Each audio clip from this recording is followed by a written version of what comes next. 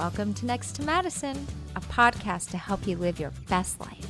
Welcome back to another exciting episode of Next to Madison. I am your host, Madison Malloy. Yes. And on today's episode, we are sitting down with author Jeremy Murphy. He has graced us with his presence on this podcast previously with his book called Fuck Off, Chloe.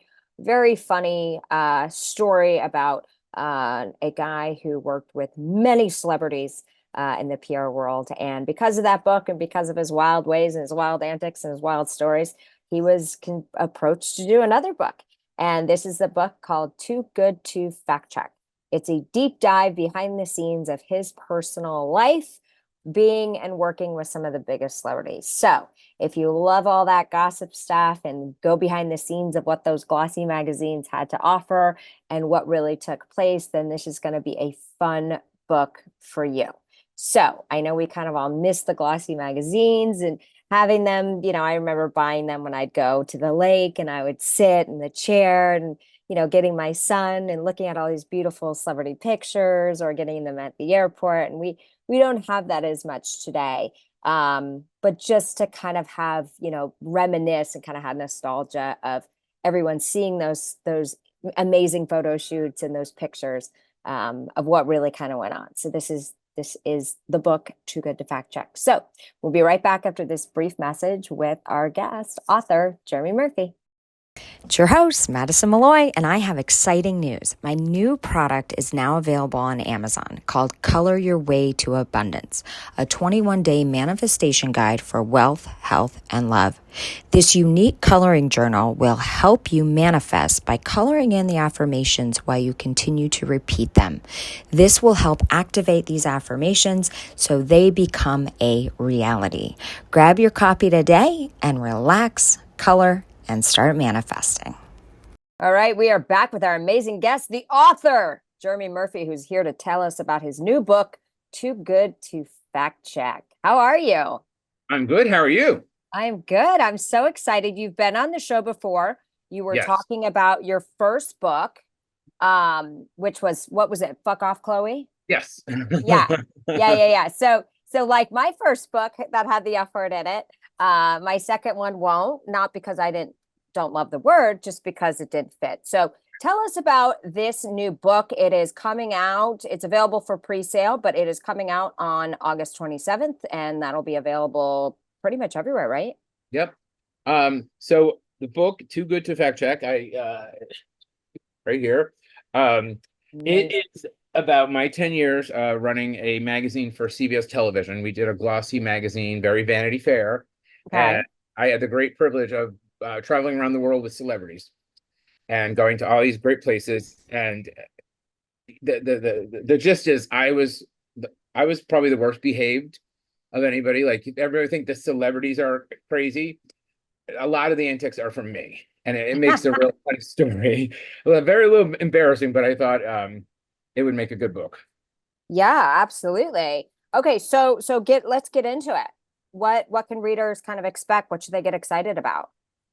Getting behind the scenes of photo shoots and celebrity culture and hearing funny anecdotes about celebrities and learning that they are real people. And just how the Hollywood mechanism works, how editorial magazines function. And it really captures that moment that's gone, the golden age of the glossy magazines, because that's over. And we got the tailwind of that. And that's a lot of that's in the book. Okay. So let's hear it from you. What are some of your best stories? Oh my God. We did a photo shoot with Harrison Ford in LA, and he went to the wrong hotel. And I keep picturing, some couple from the suburbs opening the door, expecting room service, and there's Harrison Ford. The two broke girls, Kat Dennings and Beth Bears, we took them to Milan, and the sizes for the clothing got mixed up, and the clothing was ill-fitting, and I wound up taking them to Dolce & Gabbana and having to spend 5 figures buying wardrobe for the photo shoot. That was interesting. Flying Simon Baker from The Mentalist and his whole family on Qantas, and for a photo shoot in Sydney, and we I coming back. It was funny. Um I was right across from Hugh Grant. I got bumped up to first class, and Hugh Grant was snoring very loudly. And and I called the flight attendant and I said, "Is there something like it's like the whole cabin can hear it?" And she she kneeled down and she goes, "Listen, upgrade. You're lucky to be here." So we get to LA and Qantas lost his luggage. And Oh, Hugh had a whole snit fit. Like he was just very, very angry. And that was in 2009. So 2019, I'm at the Carlisle Bemelmans and I see Hugh Grant there. And I was like, I wonder if he'll remember. yeah, And so I went up to him and I said, Mr. Grant, I'm not sure you remember, we were on the same flight and Qantas lost your luggage. yeah. Out missing a beat. He goes, was I a C word? Oh my God, that's amazing. And I said, you were, and we laughed. So it has those kind of moments in there. Okay, good. Well, that's amazing because you got a lot of press and you got a pretty big publishing deal for this. Yeah, it was interesting because the fuck off Chloe, it was an accident. Yeah, Um, I was writing snotty lists on PR czars on Facebook, and a publisher came to me and offered me a deal, and but it was very taxing because I did so much press for it, and I put so much of my effort and my own money and promotion, yeah, and when it was done, I was like, I'm not never doing that again. yeah, So around 9 months later, people started asking me, "Oh, what are you doing next? Like, what's your next book?" And I'm like, "What am I, an author now? I yep, want to do it." And then yeah. someone said, "You have all these great stories that you tell, like in bars with friends. That's a great book." And then Post Hill Press heard about it, and I talked to them, and they said, "Let's do it." So, and there I had a book. Oh, I love it. I love it. So is this publishing deal? Because I think a lot of people are understand but don't really understand. Like the book world's a weird world, right? Yes. You've got your traditional publishers, you've got your hybrids, and then you've Mm. got yourself, right? So it's always a catch 22. They always want you to go with traditional, but then like you get an advance, but you kind of get screwed on the royalties. Yeah, I like Post Hill because I actually talked to the owner of it, and Okay. and then they Simon Schuster distributes them, Yeah, and they get perfect. the book in all the right places, and I said, I do PR for a living. I would like to do the PR for my book. Yeah. That was like they were like, "Oh, let's do it." Yeah, So, slam dunk, right? so it was really one of the easiest deals I've ever made. And it has been pleasurable. The editors have been great.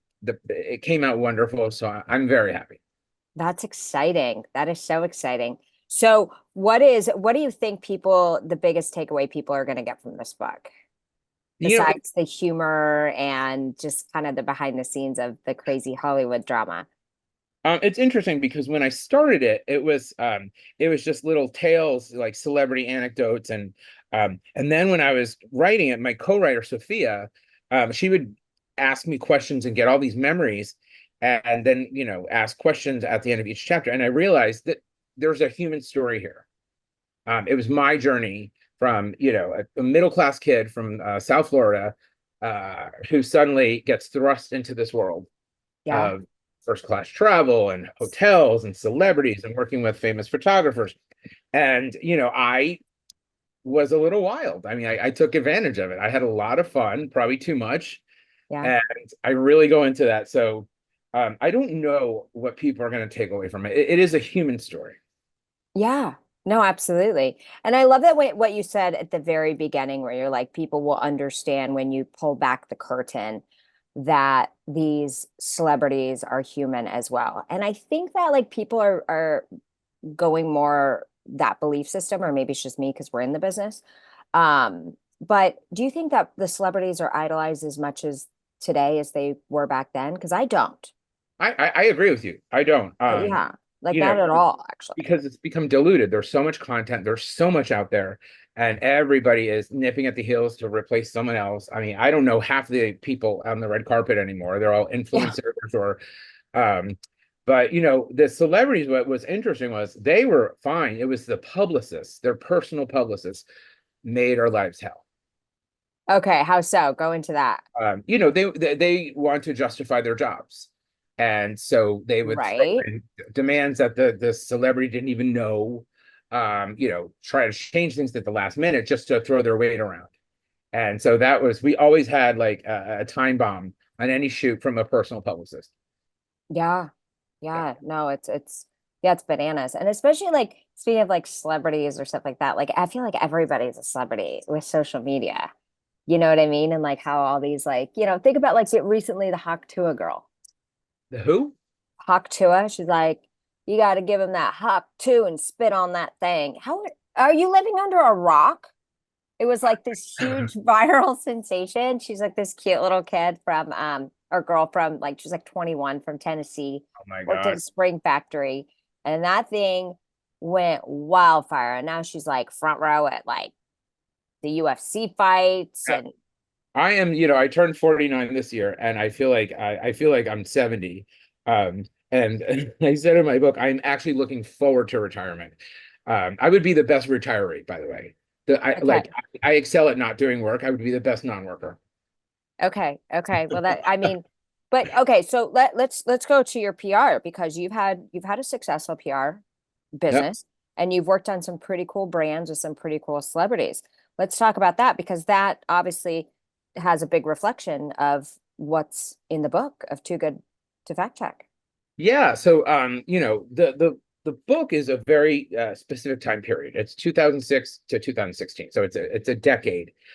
So I don't include in it anything I've done since 2016. It's a bookend. Okay. I left, I started a PR company and I did work with some celebrities. I can't say it's my favorite experience because there's a lot of layers Yeah. and there's a lot of people that get involved and egos and um, when I left CBS, when I left the magazine, I promised myself I would never deal with celebrities again, and then wound up dealing with them. So, it's a learned process, and I am not particularly good at the talent relations like point. I was never really. I'm like a mission control, like just get shit done, logistics. I'm not someone who's going to coddle and fawn over somebody. I just want to get stuff done. Yeah. So are you still you worked on some cool things recently? Who are you working with now? Are you still working with Lisa Renna? No, we finished Rena Beauty. I mean the brand outgrew us. I mean it's doing phenomenal, and Oh, I'm a good. small shop, Okay. and she's a huge star. So I'm doing a lot of small projects like other books, uh, Yeah. musicians. I have Charlie CM, a wonderful violinist. Okay. Jeff Latham, who is the florist to the stars. He does all the Kardashian events and the Four Seasons. And I have Yeston Davies, who's an opera singer. Uh-huh. Um, Deborah Mitchell, who is a skincare. She has a brand called Heaven, and she actually discovered the bee venom toxin. So I have a very quirky, and I tend to take on projects with a very small, like, period, because Yeah. it just keeps it interesting. Yeah. No, absolutely. So what is the key to getting exposure and getting out there? Because that can make or break a new product, a new company, all that stuff. Create a celebrity Yep. or have somebody that just was so talented and is never seen. Well, I always say, PR is helping journalists write the story. PR is Hmm. storytelling.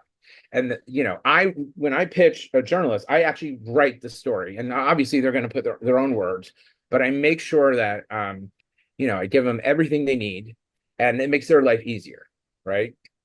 So we're structured, and so that's what I do is I just make sure, I started as a newspaper reporter, Yeah. uh, and so I know how journalists think, and I know what to tell them, when to pitch them. I know the culture of a newsroom, so that has given me an advantage.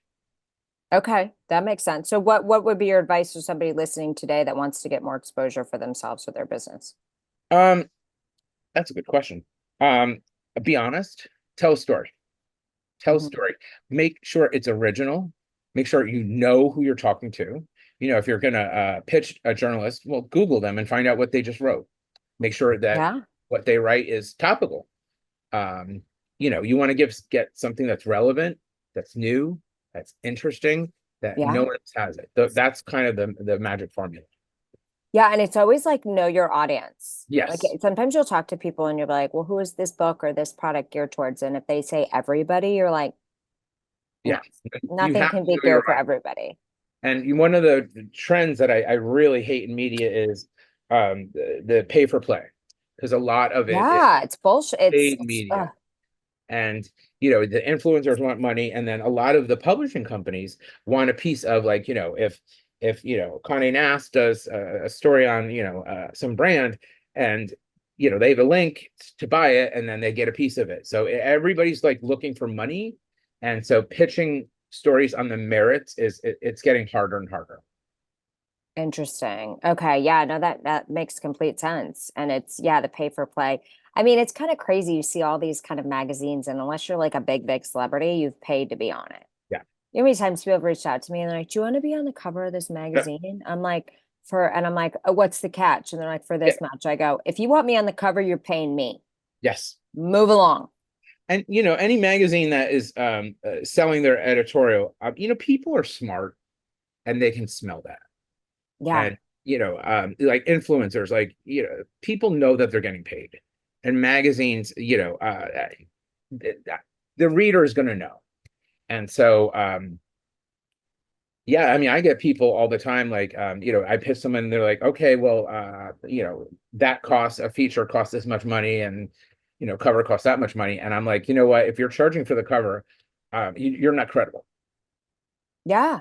Yeah. No, it's true. Because you wonder how some of these magazines kind of get out there. Because I've reached out to some people I know and I'm like, how do I get featured? And they're like, oh, well, it costs this much. And I was like, no, no, I just want, it's an interesting story. That's okay. I'll pitch it myself.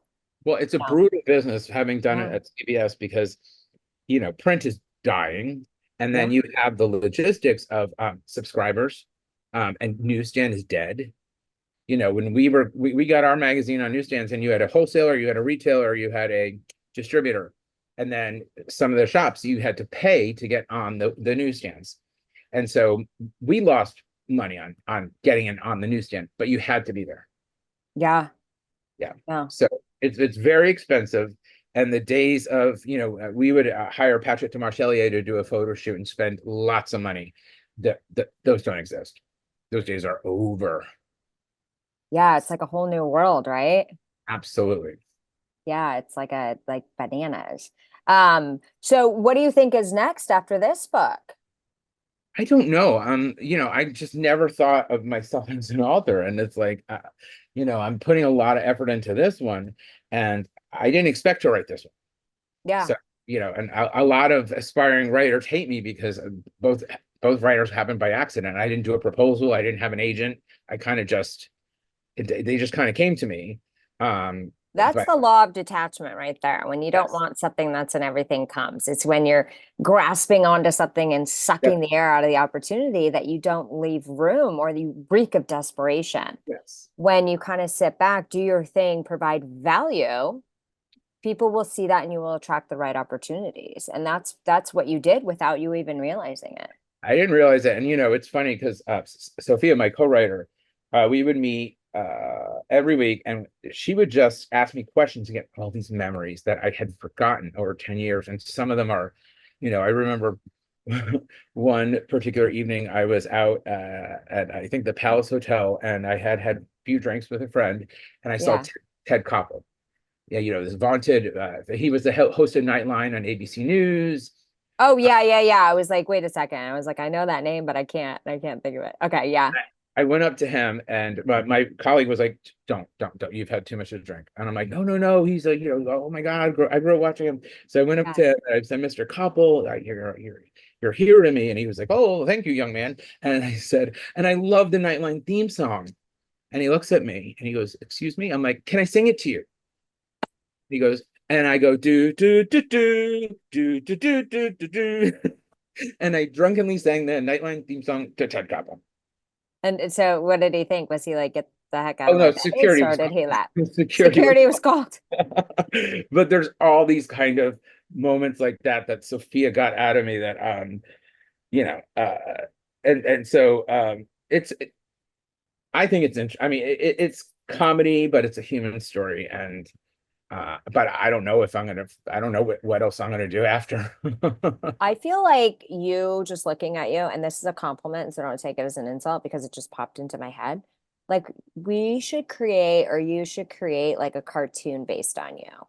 Like with the hair, the glasses, the look, and like Yeah. have it like a cartoon of like how you lived this crazy life and dealing with these celebrities and fict. I think it's a great idea.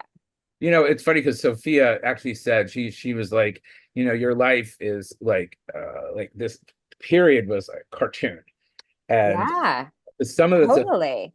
some of the stuff you just I actually left stuff out because I'm like, no one will believe this, but you know, some of the stuff happened. Can you Like, share any of those with us since you left it out? um, well, yeah, there was a Brad Pitt story. Okay, let's hear it.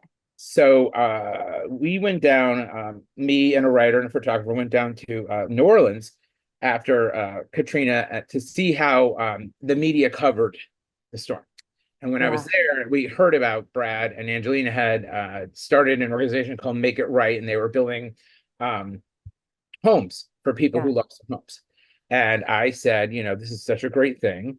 So I went back to New York and I went to every division of our company and I got them to donate a radio time, local TV, network, oh, outdoor. yeah, And so, and I called, you know, the Make It Right people and they loved it. And Brad and Angelina were going to do our cover. So a day later, I get a call from them and the woman's like, you're not going to believe this. I'm like, what? She said, we have to turn it down. I'm like, excuse me? Turns out Brad's manager didn't like someone in our company, didn't want. it's And I was like, this is absolutely ridiculous. I don't even think Brad and Angelina knew. Uh, yeah. they're very smart and they're very charitable. But yeah, so that was I didn't put that in there because I don't know why. Yeah. And then I had one was really funny. I had we did a photo shoot with a big movie star and I was, you know, getting the invoices from the photographer, whatever, and I get this invoice for a hairstylist. And it was very large. And so I called the manager. I said, okay, I got this invoice for a hairstylist. And the manager was like, and I'm like, your client's bald. He doesn't have hair. How did he justify that? It was like, oh, you know, talent is talent. Like, you know, just pay it. And they know how to get it. But so we paid the invoice. Yeah, Oh my we gosh. don't want to piss off the talent. You know, because everything in entertainment is, you know, talent related. And so, you know, you would just suck it up. And the book is filled with those kind of stories. Oh my gosh. So it's a fun read to kind of take you down, kind of give you a behind the ski, kind of pull back the carpet or pull back the drapes and get a behind the scenes look into Yeah. fun celebrity stories. So if somebody's like a celebrity junkie or loves to kind of hear these stories, then that's definitely for them. You know, have you tried to reach out to any of the celebrities that are in the book? No, because I, How do you protect yourself so they don't come after you? I guess it's all public information because you heard it. well, you know, most of the celebrities were awesome. Uh, Yeah. you know, I had great experiences. A few of them were assholes, which I've said, but you know, they're public figures. So I can say, you know, whatever I want. But you know what part of the when I say it's a human story is I have a chapter of, you know, I went through some personal experience where I had a medical condition that was very, very bad. And Oh, it was so painful. I started drinking, which made it worse. And then I got diagnosed with being bipolar. oh no. So a lot of this was like, it really informed and explained a lot of the crazy stuff I did. I mean, the crazy stuff is funny, but I really wanted to give the reader a sense of why I was doing things. Yeah. Yeah. So this was like a personal journey. So are you excited to kind of expose yourself to the world in a different way? I am scared to death. I'm Okay. scared to death because I have never written about myself. Yeah. Uh, I started as a newspaper reporter writing about other people. I was a magazine editor covering other people. I do PR for other people. This is kind of like, a magnifying glass to my life. And a lot Yeah. of the stuff I didn't really share. Like I had this wild side that I got into a lot of trouble and like a lot of hijinks, and that I kept that to that it was my like secret life. And Yeah. I'm putting it out there. So I'm a little scared how people are gonna react. Well, you know what? You're being vulnerable. Yeah, And that is so many people are scared to be vulnerable right. because they don't want to be rejected. They don't want to be Yep. shunned. They're not sure what people are going to think. But vulnerability is so powerful. And I think this is good for you because you're exposing yourself, you're being vulnerable. And what you're going to realize is that there's always going to be a positive and a negative, right? It's like a battery, it's life, it's a law of polarity. You have to take that balance. So I think you're kind of stepping into it. And I think basically once you get the reviews and this is out there and you get the feedback, I think it'll kind of make you not scared of anything. Well, And I you're hope like, so. I well, mean, fuck it, let's do it. the irony of the book is I was the worst behaved of anybody. Like the celebrities were like they were behaved. I was a wild one. It's kind Yeah. of it's flipped because you think of celebrities being tantrums and divas and mean and Yeah. and I was never mean, but I was pretty wild. And so that's kind of the irony that the celebrities come off better than I do. That's funny. That's fun. So you were a wild child. Yeah, I mean, a lot of it was, I had the medical condition. I was drinking too much. I died bipolar, and I'm Irish, and I like to have fun, and I like Yeah. to, I'm very gregarious, and so, some crazy stuff happened. Like, I had a party in a hotel room in London, and guests threw cigarettes at the drapes, and the room caught on fire. Oh, jeez. So I am banned by a very, very famous hotel. I'm a lifetime ban because they're like, you set the room on fire. Uh, that that that that's gonna go down. And Yeah. then there was this one night where at the King Cole bar, I was with a colleague and we had fun. And I got home the next morning. I found a sales order for a Sub-Zero refrigerator. Okay. $5,000, and I don't remember. And I called my friend and I said, did I buy a refrigerator last night? And he's like, yeah, the salespeople from Sub-Zero were at the bar. And Oh I my started talking to them. gosh. So I called. Luckily, there was a phone number on the, and I called, and they're like, "Oh, all we need is your credit card." And I'm like, "Click." Yeah, you were like, sorry, made a mistake. Oh my gosh, that's hysterical. You're like, yeah, I'll buy a refrigerator. So there's Oh my lots of gosh. those things, and it's fun, and I can look at it and laugh. Uh, Yeah. it's lighthearted, but that's why I wanted to include my personal journey so people understood why uh I was acting certain ways. And I was always, it was never bad. It was always fun. It was Yeah. just like hijinks and doing crazy stuff, but I mean, setting a hotel room on fire, maybe not. Yeah, that's a little wild. It's a That's a little little little wild. wild, my friend. It's a little wild.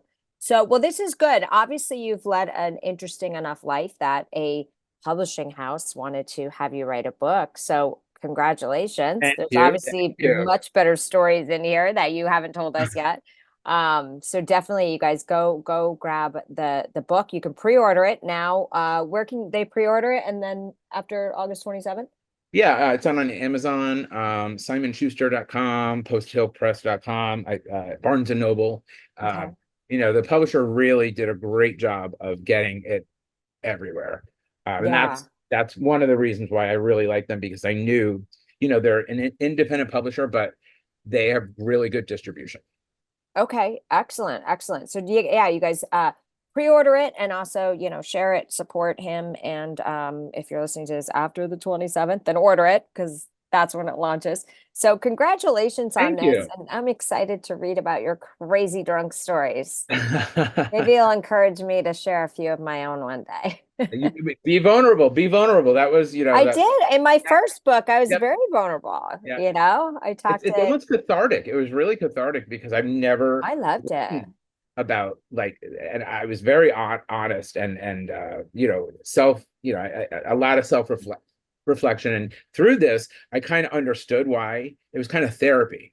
And Yeah, Sophia, my co-writer, has this amazing ability to ask questions that really go to the heart of something. And you're like, I never thought of excellent. that. Yeah. So it was working with her was a joy. Okay, well, perfect. Well, Jeremy Murphy, thank you so much for joining us and sharing your new book. And congratulations and best of Thank luck. you. And I can't wait to see what comes next. And thank you to everyone wherever you're listening. We appreciate you. And we will see you next time to find out who's next. Hey, your host here, Madison Malloy. Please make sure to subscribe to the show on all podcast platforms and please rate and review us on iTunes and Spotify. Also, if you have any questions or comments, you can email us at contact@nexttomadison.com. I thank you again for listening. Bye.